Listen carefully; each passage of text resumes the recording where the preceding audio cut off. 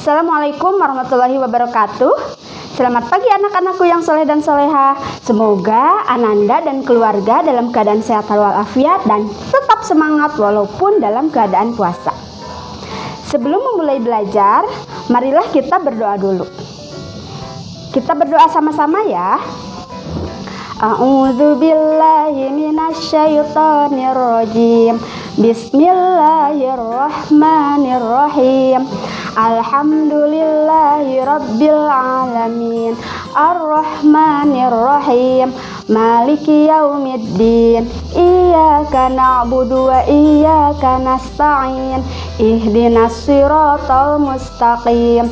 Siratal ladzina an'amta 'alaihim ghairil maghdubi 'alaihim waladdallin. Amin.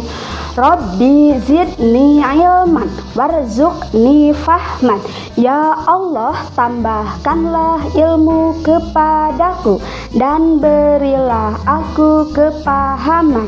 Amin. Nah, anak-anakku, Ibu tidak akan bosan-bosan mengingatkan Ananda tentang hal berikut ini. Yang pertama, Ananda jangan lupa harus selalu melaksanakan sholat 5 waktu dan mengaji. Yang kedua, Ananda usahakan walaupun di rumah tetap membantu orang tua di rumah semampumu. Bisa mencuci misalkan ya, atau menyapu halaman, kemudian membersihkan tempat tidur sendiri. Yang ketiga, menjaga kesehatan agar selalu terlindungi dari virus corona. Ada yang tahu gak bagaimana cara mencegah virus corona? Nah, Ibu punya lagunya nih, kita nyanyi sama-sama yuk. Bareng-bareng ya.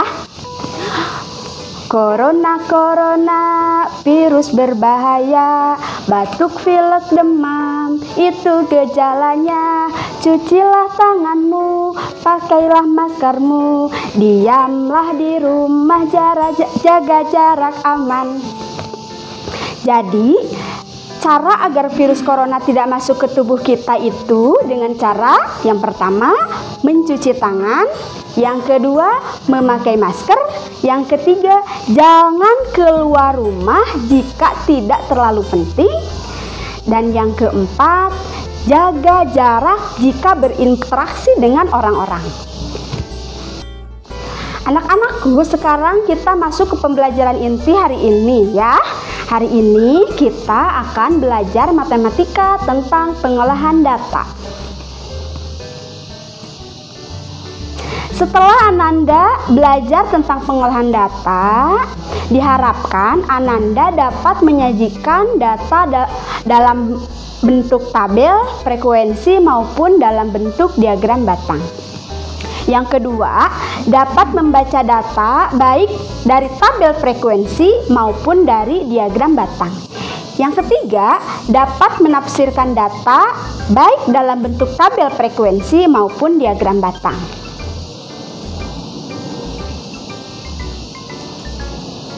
Nah, sekarang kita akan bahas pengolahan data terlebih dahulu. Data. Ada yang tahu apa yang dimaksud dengan data? Betul, data adalah catatan informasi yang diperoleh berdasarkan fakta. Ada beberapa hal yang akan kita pelajari terkait pengolahan data. Di antaranya, 1. Mengumpulkan data. 2. Menyajikan data dalam bentuk tabel. 3. Membaca data dan menafsirkan data dalam bentuk tabel. 4. Menyajikan data dalam bentuk diagram batang. 5. Membaca dan menafsirkan data dalam bentuk diagram batang. Contoh proses pengolahan data dalam kehidupan sehari-hari adalah pemilihan ketua kelas, pemilu, dan lain-lain. Bagaimana cara mengumpulkan data? Nah, ada beberapa cara yang bisa dilakukan untuk mengumpulkan data. Di antaranya, pertama, dengan melakukan wawancara. Yang kedua, dengan mengisi kuesioner atau angket. Yang ketiga, mengutip dari sebuah laporan. data yang diambil tersebut kemudian sajikan dalam sebuah tabel atau diagram batang. Nah, selanjutnya menyajikan data dalam bentuk tabel. Bagaimana caranya? Nah, data yang diperoleh dari hasil wawancara atau kuesioner atau pencatatan langsung kemudian disusun dan disajikan ke dalam tabel atau diagram. Contoh seperti ini. Berikut data ulangan kelas 4. Nah, kemudian setelah kita memperoleh data-datanya, data ulangan kelas 4, lalu kita kelompokkan dulu ya nilai yang sama. Misalkan nilai 5 ada berapa? Nilai 5 betul ada 2. Nilai 6 ada berapa? Ada 3. Tuh, nilai 7 ada berapa? Ada 5. Nilai 8 ada 4. Nilai 9 ada 2. Selanjutnya, setelah kita mengelompokkan nilai yang sama, lalu kita sajikan ke dalam tabel frekuensi, ya. Iya. Selanjutnya adalah membaca dan menafsirkan data. Membaca data adalah menyebutkan informasi yang ada pada tabel. Menafsirkan data artinya menemukan info lain yang tidak terdapat pada tabel tersebut. Contoh seperti ini. Coba perhatikan tabelnya. Itu adalah tabel nilai kelas 4 ya, contohnya. Nah, di sana coba perhatikan 5 ada berapa? 2 ya. 6 ada 3, 7 ada 5, nilai 8 ada 4. Ya, 4 orang artinya. Nilai 9 ada 2. Nah, itu adalah contoh membaca data. Kalau menafsirkan data, kita menyebutkan data-data akan tetapi yang tidak ada dalam tabel frekuensi. Nah, contohnya nilai tertinggi adalah 9. Ya, itu kan tidak ada ya. Tidak dicantumkan dalam tabel frekuensi, tapi kita dapat tahu nilai tertingginya adalah 9. Kemudian siswa yang mendapat nilai 7 ada 5 siswa. Kemudian jumlah siswa ada 16 orang. Itu kan tidak disebutkan dalam tabel frekuensi, tetapi kita bisa ya untuk menyebutkan data-data lain yang sesuai dengan tabel frekuensi. Kamu nanti bisa menyebutkan data-data yang lain ya. Nah, lanjut. Selanjutnya, data dalam bentuk diagram batang adalah menyajikan data dalam bentuk batang persegi panjang dengan lebar yang sama. Diagram bisa berbentuk vertikal atau horizontal. Contoh, coba perhatikan. Kita akan membuat diagram batang dari tabel frekuensi yang ada. Contohnya di sini, yang memperoleh nilai 5 ada berapa orang? Betul, ada 2 orang. Yang memperoleh nilai ada berapa orang? Betul, ada 3 orang. Yang memperoleh nilai 7 ada 5 orang. Yang memperoleh nilai 8 ada 4 ya. Yang memperoleh nilai 9 ada 2 orang. Seperti itu ya. Selanjutnya, membaca dan menafsirkan data dalam bentuk diagram batang. Perhatikan contoh berikut.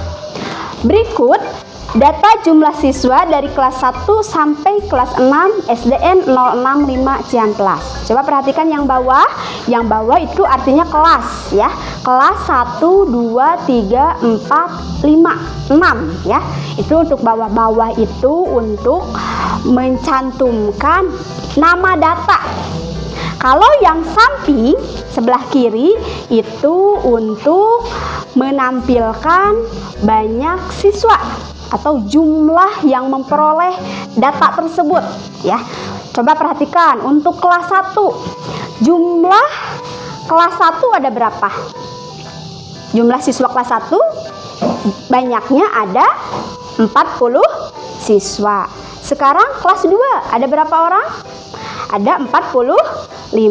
Kelas 3 ada 50. Kelas 4 ada 40. Kelas 5 ada 35. Kelas 6 ada 60. Nah, berdasarkan diagram batang bisa disimpulkan sebagai berikut.